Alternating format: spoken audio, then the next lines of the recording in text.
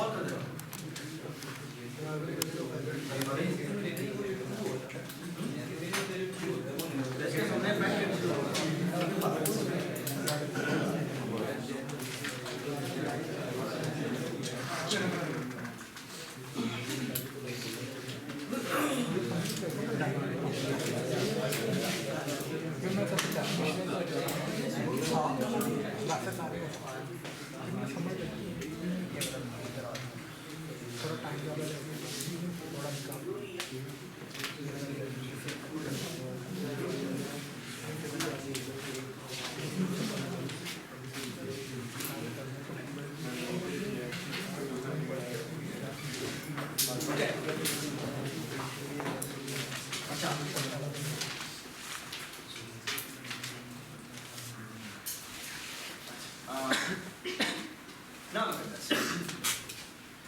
एक और सवाल है जिसका ना जो बड़ा मजाक सारा निकला था वो ये है कि आपके पास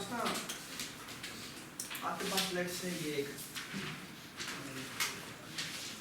एक आपके पास प्लेन है और आपने ना लाइंस लेनी और लाइंस ना एक दूसरे को इंटरसेक्ट कर ठीक है और लाइंस के ऊपर बस एक छोटी सी कंडीशन है और कंडीशन ये है कि जब आप कभी ऐसी लाइन नहीं ले सकते जो दो पैरेलल ठीक है दो पैरेलल और ऐसी भी लाइन नहीं ले सकते जो तीन लाइनें एक पॉइंट पे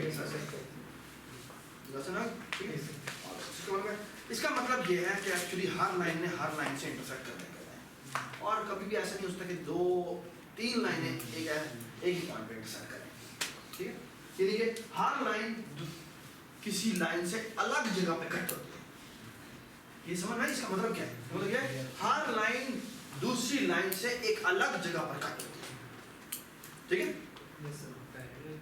okay that is actually the crux of this problem okay that statement you मैंने एक लाइन मतलब ज्यादा दफा इंटरसेक्ट हो सकती है एक लाइन से एक ही दफा एक जगह पर इंटरसेक्ट होती है एक जगह पर लेकिन उसके अलावा भी तो वो किसी और लाइन से किसी जगह पर हो सकती है लेकिन मैं उस लाइन से दोबारा इंटरसेक्ट नहीं एक पॉइंट भी हो सकती है आगे हो सकती है जैसे एक इंटरसेक्शन के बाद ये तो यहां से भी हो सकती है यहां से हां एक जगह से ठीक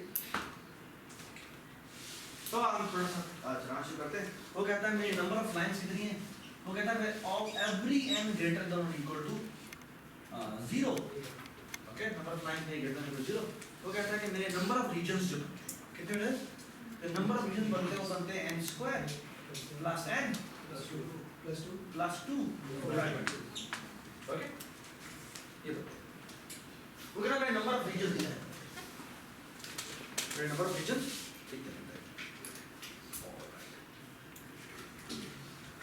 So far so good. Everybody understand the problem? Yes. हम अब वामे आपसे पूछते हैं कि इसका बेसिक्स क्या है? हाँ जीरो का मतलब है कि there is no line. There is no line mean there is only plane. Okay? So for n is equal to 0, my number of regions are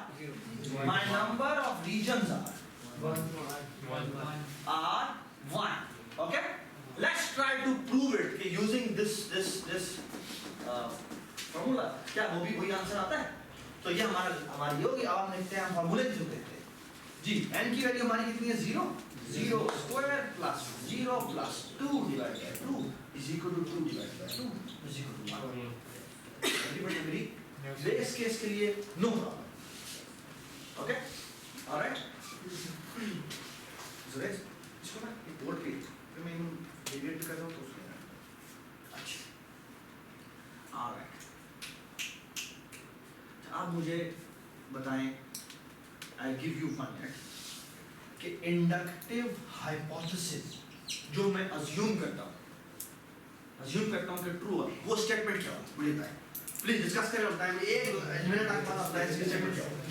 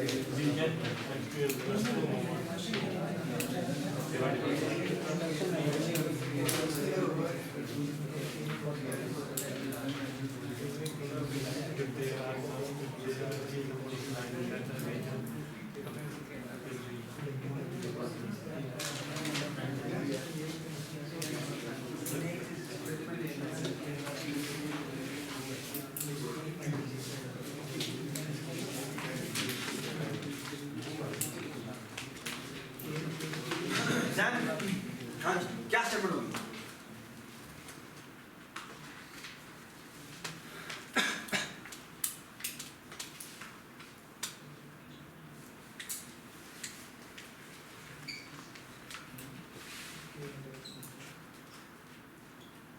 With zero line, n is equal to 0, my number of regions are 1. Okay? Inductive hypothesis को क्या कहते हैं? बताएं? ध्यान से पूछा। बताएं? With शाबाश, with k lines, with k lines यानी n is equal to k, my बताएं? जब मैंने आपसे नहीं पूछा, जी बताएं? My number of regions are कितने? K square plus K plus 2. Okay? ऐसे?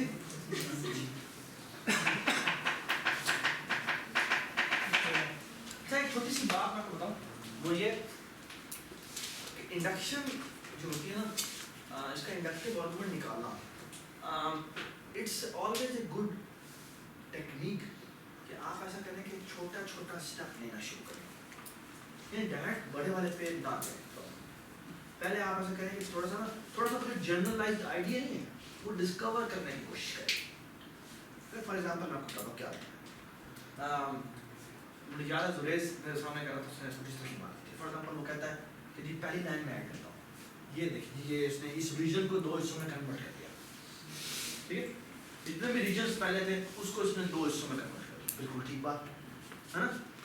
फिर वो कहता है अच्छा एक काम करते हैं, फिर वो अगली लाइन जब हम ऐड करते हैं तो वो उसको उन रीजन्स को दोबारा 2 हिस्सों में कन्वर्ट करते हैं, यानी 4 होते हैं, है ना? ये बात जो है वो उसके बाद से फौरन पता है कहाँ से रोज ने कहा इसका मतलब है कि ये तो हर दफा रीजन्स जो है वो डबल होते जा रहे हैं।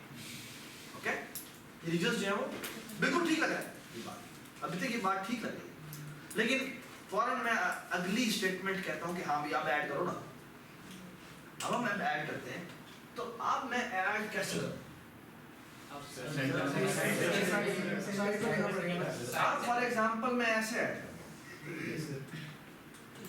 now my number of regions are 7. अब वो 8 नहीं हुए, अब वो 7 हुए, है ना?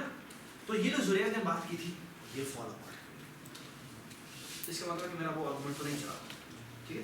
लेकिन मैं इंडक्टिव आर्गुमेंट जो लेके जाना चाह रहा था वो मेरा फॉलो अपार्ट कर गया। अब मुझे कुछ और बात सोचनी है, ओके? अब मुझे कुछ और बात सोचनी जी, बताएं वो क्या बात है जो कि मुझे इसको देख के फील हो रही है कि ऐसा हो रहा है। 0 नंबर ऑफ लाइंस के लिए 1 रीजन है, that's true. 1 number of line के लिए 2 रीजन है, ट्रू। फिर क्या होगा? कैसे बढ़ जाएगा? हाँ एक और लाइन, ये तो बात ठीक है। मैं इंडक्टिव आर्गुमेंट नहीं चल रहा है, मैं नई लाइन ऐड कर देता हूँ। पहले जितने भी रीजन बन चुके हैं मैं एक लाइन और ऐड करता हूँ, जितने नए रीजन ऐड होते हैं ऐसे ही है ना। जिस तरह मैंने नया पॉइंट ऐड किया था तो मैंने, प्लीज बात सुनो, जब मैंने नया पॉइंट ऐड किया था पॉलीगॉन के केस में तो मैंने कहा था कि जितने पहले पॉलीगॉन थे वो तो रहेंगे ही, और फिर कितने नए ऐड होंगे, इन दोनों को हम ऐड कर देंगे तो ये मेरा आंसर आ जाएगा। ऐसे है ना? मैं एग्जैक्टली यही बात यहाँ कर रहा हूँ कि जब मैं नई लाइन ऐड करता हूँ तो कितने और रीजन्स ऐड होते हैं, ये सवाल है असल में। कि जितने पहले रीजन थे उसके बारे में मुझे फिगर करने की जरूरत नहीं है, वो मुझे कौन आंसर दे देगा? वो मुझे कौन आंसर दे देगा? Inductive hypothesis. इंडक्टिव हाइपोथेसिस मुझे ये बात का आंसर दे देगा कि मेरे पहले वाले नंबर ऑफ रीजन्स कितने थे। The only thing I am interested in is कि कितने नए रीजन्स ऐड हो, उसके बारे में मुझे आर्गुमेंट होना है। ये बात समझा? उसके बारे में मुझे आर्गुमेंट होना है। अब आप कैसे ढूंढेगा? क्या? दो इंटरसेक्टिंग पॉइंट्स के दरमियान ये देखने की बात नहीं, ऐसी बात नहीं है मेरे ख्याल में। दो इंटरसेक्टिंग पॉइंट के दरमियान में एक इंटरसेक्टिंग एक रीजन नया बन रहा है, ठीक है ना? हाँ, ये बात भी ठीक है। इससे एक तो चुप करो बेटा, आप मुझे मिलता है बुला, तुम बताओ। तो ये पे होगा हाँ, ये के पे। हाँ, तो क्या होगा यार? नया रीजन कैसे बनता है? मुझे जवाब देना होगा।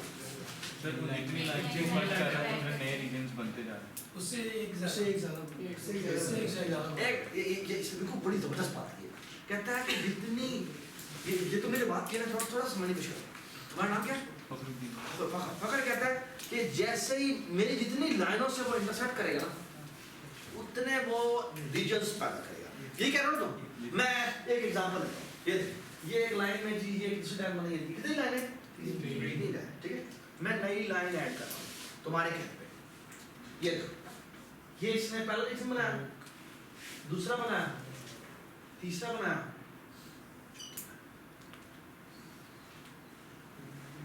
कितने रीजन नए ऐड हुए? +1। अब +1 तुम कैसे एक्सप्लेन करोगे? जितने बताओ ना, आर्गुमेंट अब क्या होगा? वो रीजन इस प्रोसेस को एक्सप्लेन करने की कोशिश करो। इस प्रोसेस को एक्सप्लेन करने की कोशिश करो।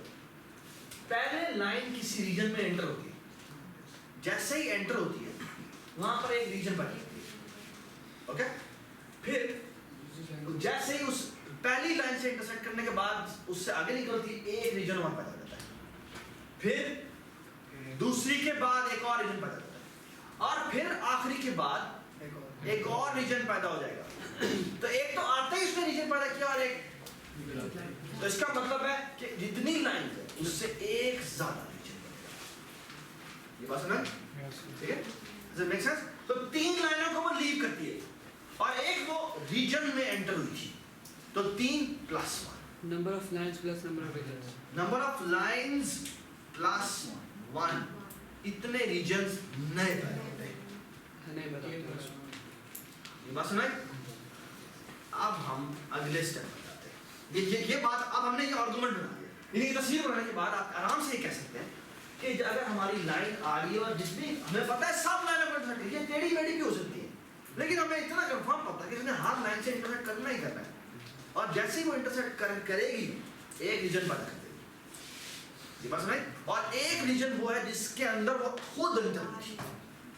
ये बात सुनाई? तो कितनी लाइनों से इंटरसेक्ट करना है जी? जितनी लाइनें वहां पे पड़ी होंगी। ये बात सुनाई? अब इंडक्टिव आर्गुमेंट मुझे क्या कहता है कि के लाइंस आ चुकी हुई है, के लाइंस के बाद अब आप एक नई लाइन ऐड कर रहे हैं, ठीक है? तो व्हाट इज इंडक्टिव हाइपोथेसिस? ये कहता है, और इंडक्टिव हाइपोथेसिस के बाद हम कहते हैं इंडक्टिव स्टेप। इंडक्टिव स्टेप ये कहता है कि now I am about to add the k+1 line, okay? So for adding k+1 line, okay? For adding k+1 line, it will introduce, so my number of regions will be equal to how much? My number of regions will be equal to my previous number of regions plus new regions, okay? My previous regions we already know are how many? K square plus K plus 2 plus new region के बारे में हमें फखर ने बड़ा जबरदस्त argument दिया, और वह ये था कि जितनी लाइनें हैं उससे एक ज्यादा रीजन को पैदा करेगा। k+1 लाइन में एंटर करें, कितनी लाइनें पहले मौजूद हुई? तो कितने नए रीजन्स पैदा होंगे?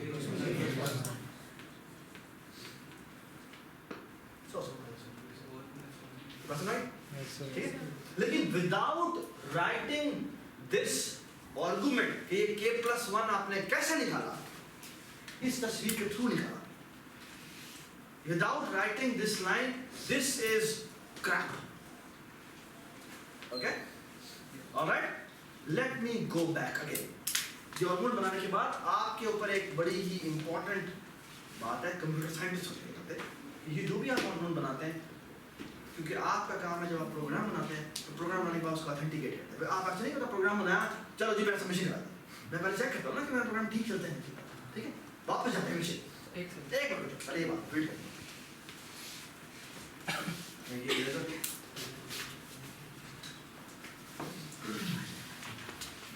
Now my argument is the following. Okay, try to understand this.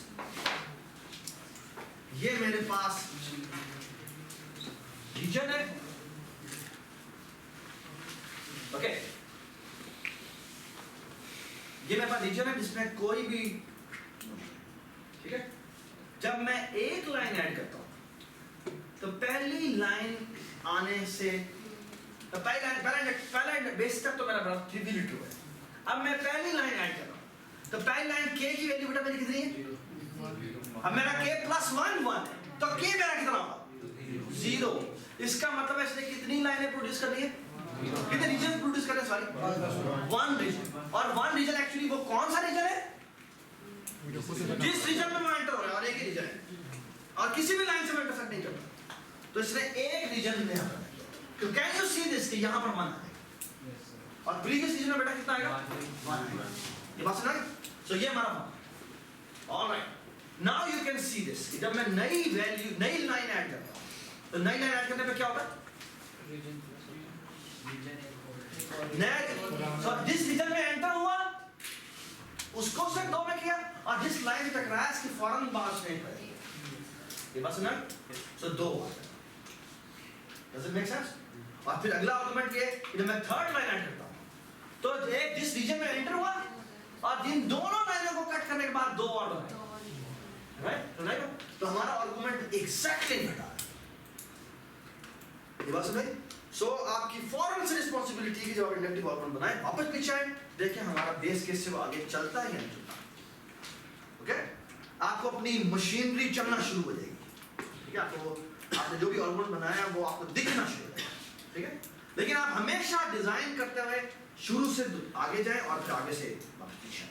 ठीक है. अच्छा, एक प्रॉब्लम और है और इसमें आपकी ये जो मशीनरी वाली बात है बिल्कुल वैलिड होगी. आपके पास जी, मैं जो सवाल है वो मैं नहीं कराऊंगा, मैं इससे बेटे का सवाल कराता हूं. ठीक है, आपके पास 6 रुपये कॉइन्स हैं और 11 रुपये कॉइन्स हैं. ओके, 6 रुपये के कॉइन्स हैं और 11 रुपये. I want to show the following statement कि you can pay any, चाहिए 6 रुपये कॉइन और 11 रुपये कॉइन की अगर आप ढेरी होगा. ठीक है, हम सारे कॉइन्स अन्य कॉइन.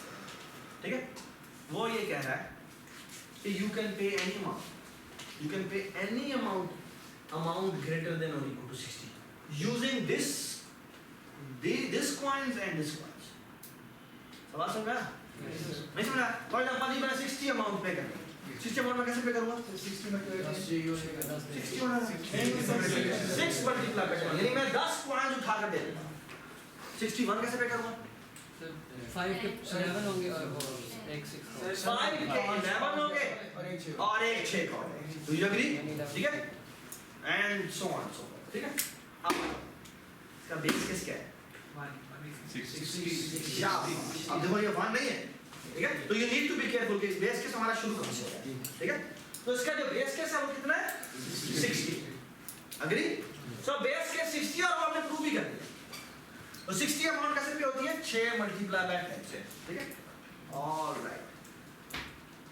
अब मैं जो आपको बात बताने जा रहा हूं वो ये कि वो जब हमने आप इंडक्टिव आर्गुमेंट लिखा, ठीक है, उसमें एक छोटी सी चेंज करें. वो चेंज कोई नहीं है, वो एक्चुअली वो आपको पहले ही पता है.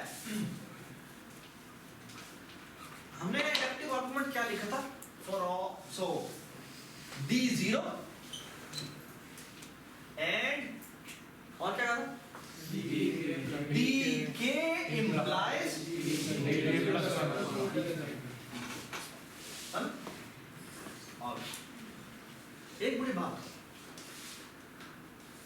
इसमें अगर मैं k की वैल्यू को जी सॉरी इसको 1 कर देते हैं, 1 कर देते हैं, इसको 0 से कर देते हैं, समझ कर। अगर मैं इसकी वैल्यू d1 कहता हूं तो d1 से मैं 5 implies 6 पर पहुंचता कैसे हो?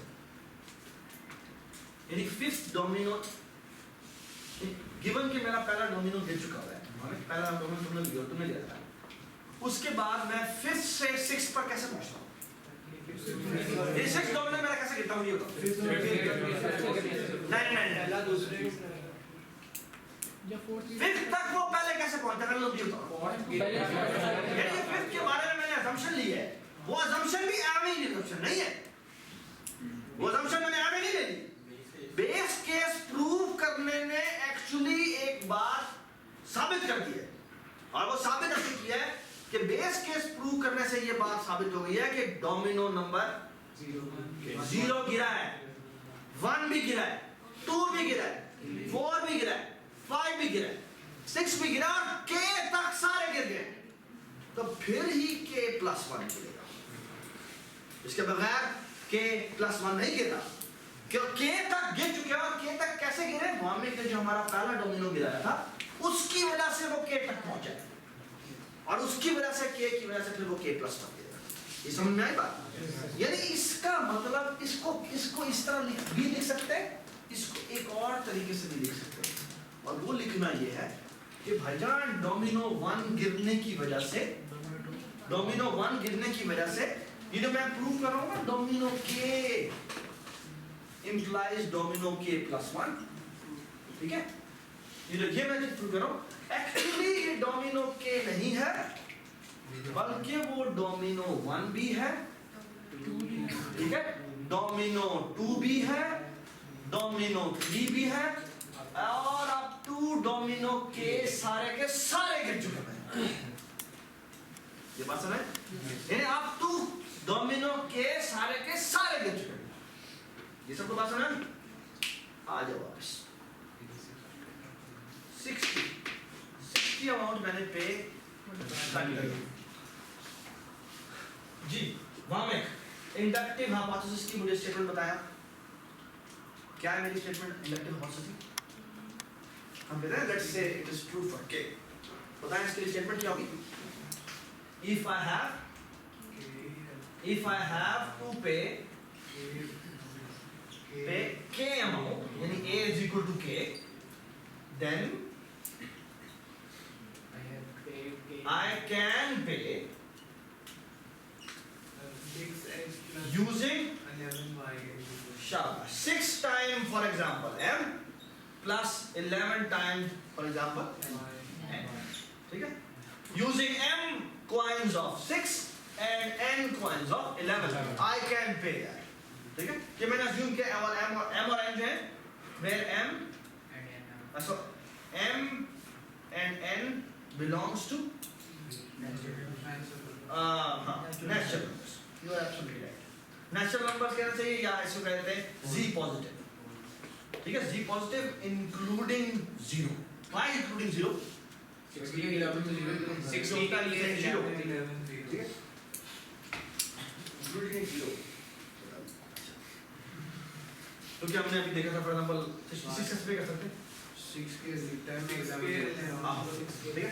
अच्छा बाय द वे बस मैं ये 0 थे। अच्छा अब वापस आओ, हमारा जो पुराना इंडक्टिव हाइपोथेसिस था वो कहता था कि भाई एक अमाउंट के जो है वो मैं पे कर सकता हूं यूजिंग दिस, ठीक है?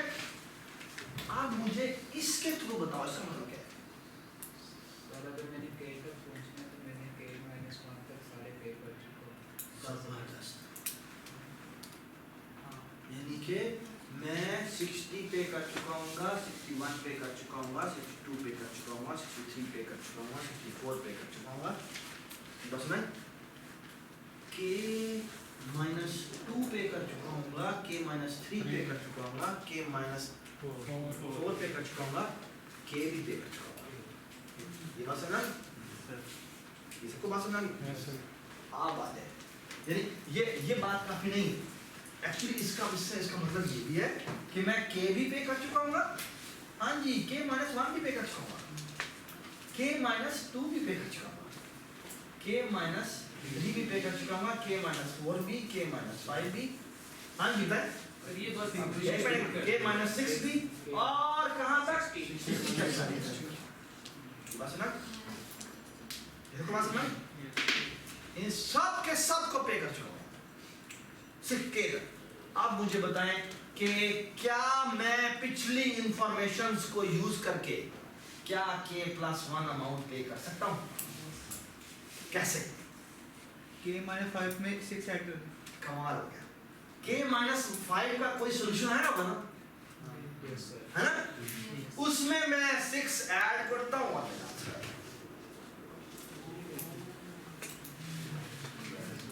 लेवल नहीं हो गया। ये बात सुनाई है ना? कोई देखो मैंने क्या बात की है कि वो 60 भी पे कर चुका है, 61 भी पे कर चुका है, आगे चलते गए k माइनस 6 भी पे कर चुका है, k माइनस 5 भी पे कर चुका है, k माइनस 4 भी कर चुका है, k माइनस 2 भी कर चुका है, 3 भी कर चुका है, माइनस 2 भी कर चुका है, k माइनस 1 भी कर चुका है, k भी कर चुका है ना? अगर ये सारे पे कर चुका है तो मैं k का k प्लस 1 कैसे पे करूंगा?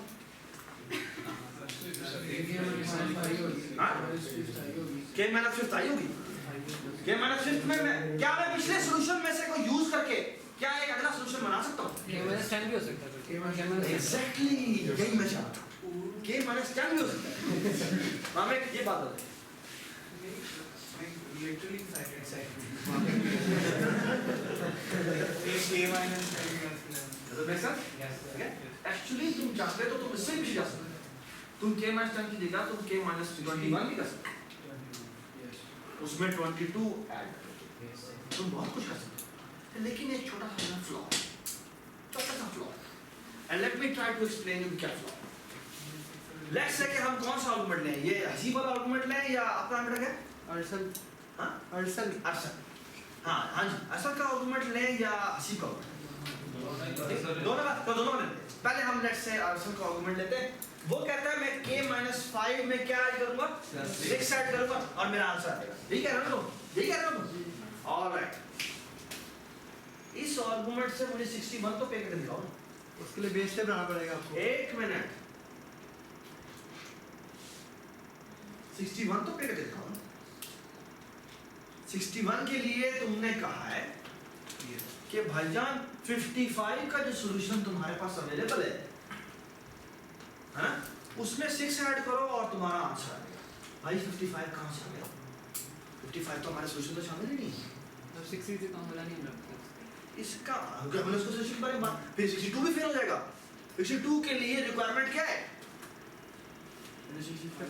57 के का आंसर आपके पास होना चाहिए, जो आपके पास नहीं है ना? तो आपका ये आर्गुमेंट फॉल अपार्ट कर रहा है।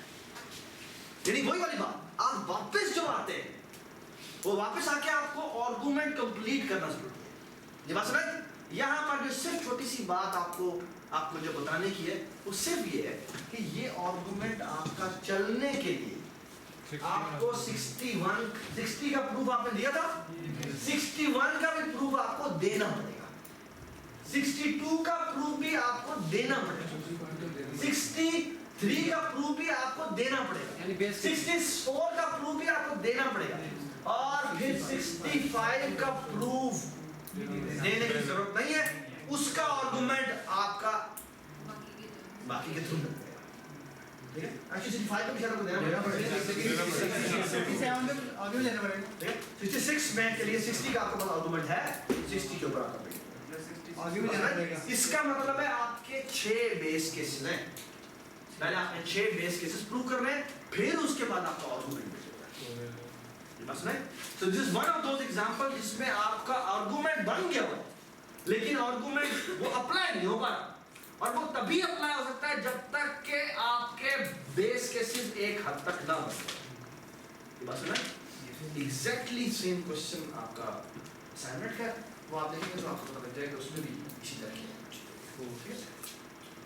ऑलराइट,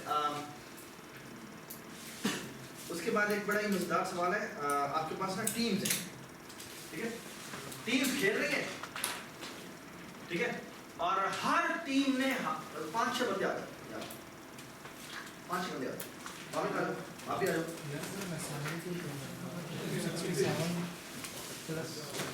चलो अभी तो आप क्या बात करो, अभी आप मैं बोलूँ क्या वो कहते हैं कि कबड्डी का मैच हो रहा है, ठीक है, और लेट्स से कि कभी भी गेम ड्रॉ नहीं होती, ठीक है, कभी भी गेम ड्रॉ नहीं होती, ओके, ऑलराइट।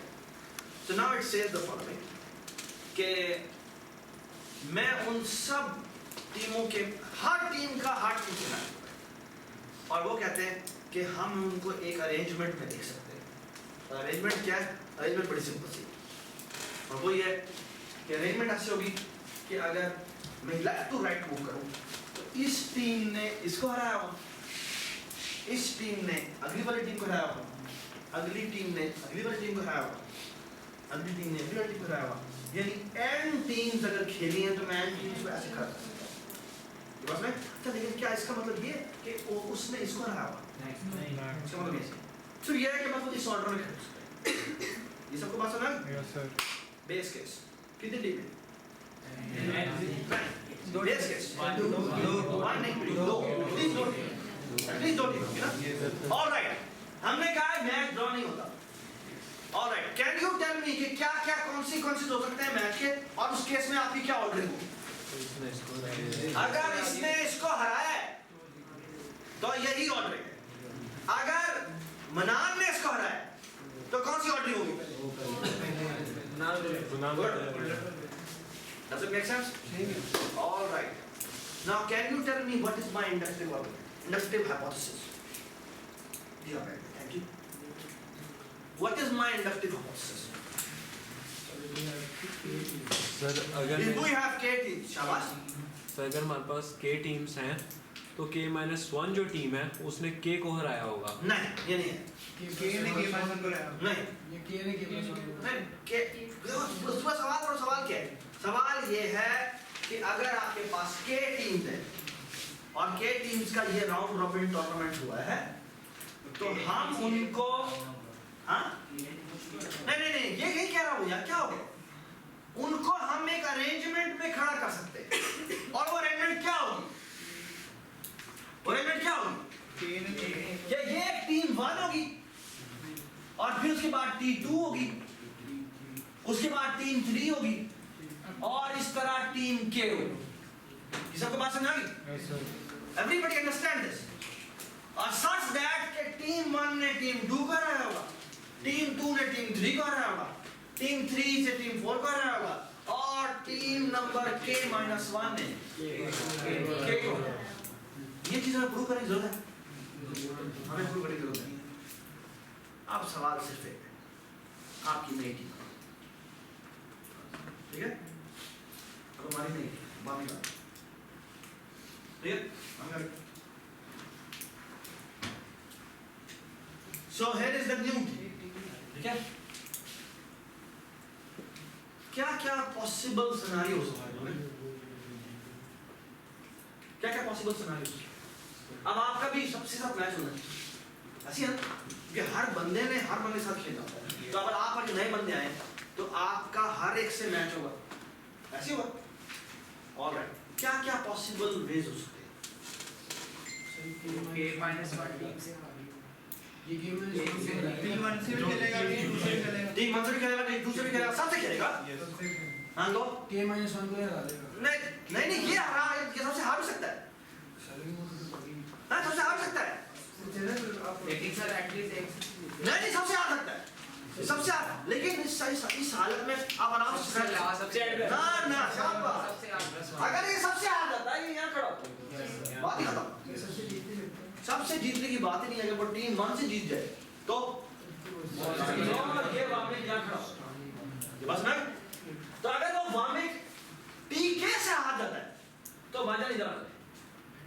अगर वो T1 से जीत जाता है तो हम यहाँ खड़ा करेंगे, ये बात समझा गई? लेकिन अगर वो टीम 1 से जीत गया, हार गया, आप क्या करेंगे? तो सर उसका मैच टीम 2 के साथ करवाएंगे। शाबाश, T1 के बाद T2 से करवाएंगे। अगर वो T2 से जीत गया मतलब क्या है? T2 यहीं पर आ गया, ये बात समझा गई? अगर वो T2 से हार गया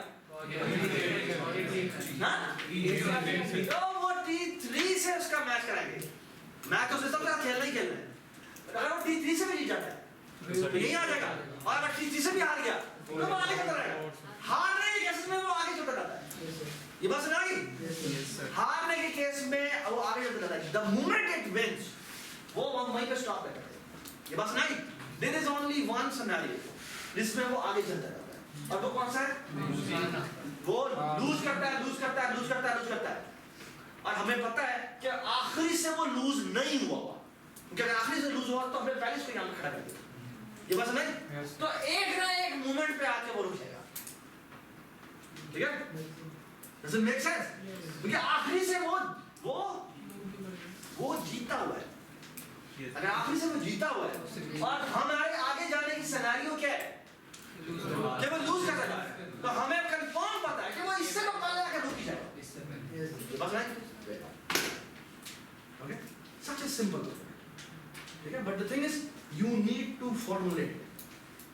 Okay? कोई मुश्किल बात नहीं, एक लाइन है जो तुम लिखी, but you have to imagine it. कि हमारी इंडक्शन काम, हमारा आर्गुमेंट, हमारा एल्गोरिथम खड़ा करने का वो काम कैसे करेगा। एक्चुअली अगर तुम देखो तो हमने तुमसे एल्गोरिथम पूछा हुआ कि इस प्रॉब्लम को हल करने के लिए हमें एक एल्गोरिथम, हमेशा इसको ऐसे ही परसीव करो कि इस जनरलाइज इसके लिए हमारी टेक्निक क्या हो। ठीक है? इसको प्रॉब्लम सॉल्विंग एल्गोरिथम वाला मेक सेंस? ठीक है? एक्चुअली तुम देखो तो I am looking for an algorithm. ठीक है ना? और वो बहुत सिंपल सा पजल लगता है। अच्छा, अगर इसी तरह यहाँ खड़ा करता हूँ, इससे अगर हारता है, ठीक है ना, वैसे हारता तो मैं ही खड़ा कर दूंगा। अगर वो जीत जाता है फिर मसला है। अब मैं दोबारा यहाँ और मेरा चलो सिंपल। Thank you.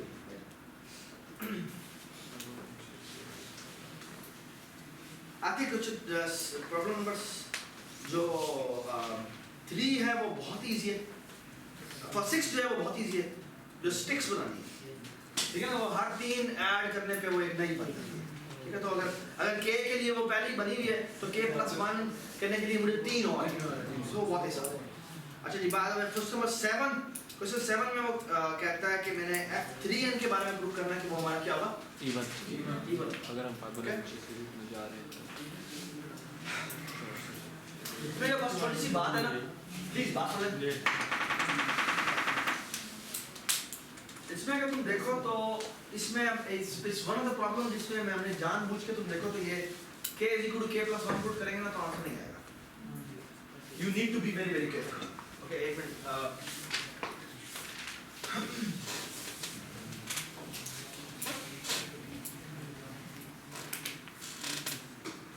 ये देखिए, we know F0 as 0. Okay? That is trivially true. Okay? F0 is 0, F1 is 1. Okay? F2 is again 1. F3 is 2. So for n is equal to 1, ये हमारा base case proof हो गया। ये बात समझ आई? Everybody understand this? Yes sir. Moment? नहीं? You don't agree? सवाल में पड़ा है? कितनी सारी बात है? मुझे कहाँ घूमोगे अचानक? अब 7 लेक्चर में सवाल क्या है? कहता है प्रूफ करो कि हर 3 का मल्टीपल जो फिबोनाची नंबर है ना, वो हमारा इवन होगा। इतना सिंपल सवाल है कि हर 3 का जो मल्टीपल ऑफ फिबोनाची नंबर है ना, वो इवन होगा। इतनी सी बात। ठीक है? तो वो कह रहा है इसका बेस केस क्या है जी? 1 फिबोनाची 3 हमारा इवन है। ये बात समझ? बहुत सिंपल बात। अच्छा, अब वो कह रहा है कि लेट्स से f, तो हम क्या कहते हैं ना कि फॉर इंडक्टिव हाइपोथेसिस क्या कहता है? For n is equal to k, it is true, है ना? हाँ जी, यहाँ पर इसका मतलब क्या है? इसका मतलब हमारे पास जो f of 3k है वो इवन है। f3k is even। ये बात सुना? All right. Now what do you have to prove? हमने प्रूव बेटा करना है कि n is equal to k plus 1, which means f 3 times k plus 1, which means f of 3k plus 3 3 should be okay. should be even. But that is something which we know. बस ना, तो इसको हम कैसे लिख सकते हैं? Can we write this f3k plus 3 as what? Definition क्या है कि fk की? fk की definition क्या होगी? fn की definition क्या होगी? Sir fn minus 1 plus fn fn minus 1 plus fn minus 2. ये होगी ना? इसमें ये वैल्यू पुट करेंगे. ये क्या होगा? 3k f of 3k plus 3 minus 1 3k plus 3 minus 1 plus 3 minus 1 plus f of 3k plus 3 minus 2. Okay, दोनों के बारे में नहीं पता. इन दोनों के बारे में हमें नहीं पता अभी तक. ये वो क्या है? हाँ, लेकिन हमें एक चीज पता है कि ये है. ये कितना बन गया? ये हो गया 3k minus 2 हाँ plus 2 और ये हो गया 3k plus 1. ऑलराइट. अच्छा, अभी तक इसको मैं क्या कह सकता हूँ? Can I say this? This is f3k. Can I say this as f3k plus 1 plus f3k? Can I say this? Plus f3k plus 1. Can I say this? मैंने बेटा सिर्फ इसको और एक्सपेक्ट किया. बेटा fn क्या होगा? fn minus 1 plus fn minus 2. यही है ना? इस f3 को ना लिखो. इसको अंडरस्टैंड करो क्या है कि f3k plus 2 को मैंने मजीद एक्सपेंड कर दिया. ये बात सुना? उसके बाद मजीद ब्रेक किया तो ये अगर प्लस 2 है तो प्लस 2 जो है वो इसके वो माइनस 1 के बराबर है, नहीं प्लस 1 के बराबर होगा. और ये क्या हो जाएगा? f3 के बराबर हो जाएगा. ऐसे है ना? ये हमें पता है कि इवन क्यों? बेस केस नहीं, इंडक्टिव हाइपोथेसिस से पता है. ठीक है? हाँ जी, ये क्या है? ये प्लस ये ऐसे है ना? yes sir. So this is equal to ये बनेगा f3k plus और नंबर जो मर्जी हो मुझे पता, लेकिन बात है कि ये बराबर हो जाएगा 2 times f3k plus 1. This is we know even. This is also an even number. So even plus even is even. Make sense? अगर वो ओड है अगर वो ये I think no don't worry what is different. दोबारा इसको मैंने दोबारा से फिबोनाची की डेफिनेशन तुम खोल. ये किसके बराबर? fn किसके बराबर होता है? 3k plus fn किसके बराबर होता है? fn minus 1 plus fn minus 2. तो fn की वैल्यू में ये किसके बराबर होगा? f3k plus 1 और f3k के बराबर है ना? ये हमें बाय इंडक्टिव हाइपोथेसिस पता है कि इवन है. ये दोनों सेम चीज है, ये 2 टाइम्स सेम हो जाएगी और ये इवन प्लस इवन हो गया which is even. Alright.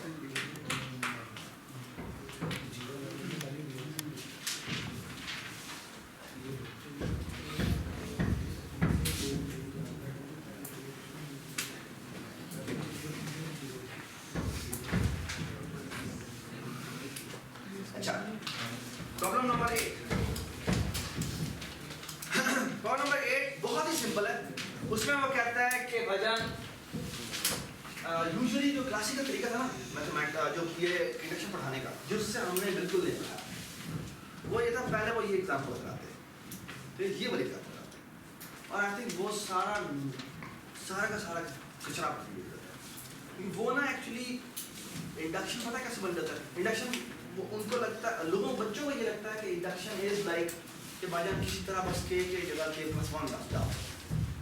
ठीक है, तो बस वो फार्मूला बन जाता है. ठीक है, लेकिन अब तुम देखोगे कि अब तुम्हें ये कितना इजी लगेगा. फॉर एग्जांपल ये आपने प्रूव करना है 1 plus 2 plus 3 plus 4 plus n is equal to n into n plus 1 divided by 2. Okay, all right. So how do we have to prove this? कि ये चीज किसके बराबर है? तो हमने कहना है कि for example n is equal to 1 n is equal to 1 prove करें तो बेस कैसा एरिया हमने सिर्फ सीरीज कहाँ तक सम करनी है, 1 तक सम करनी है। तो ये वैसे ही बाइट लेफ्ट साइड आपकी 1 हो जाती है और राइट साइड भी एवेलुएट करते हैं 1 into 1 plus 1 divided by 2 2 divided by 2 तो दोनों से बराबर। ठीक, अब आप कहेंगे बड़ा आसान से क्या आप कह सकते हैं कि जी फॉर एग्जांपल अगर मैं 1 plus 2 plus 3 plus k तक सम करूं, so what is our inductive hypothesis? Inductive hypothesis says ना लिखो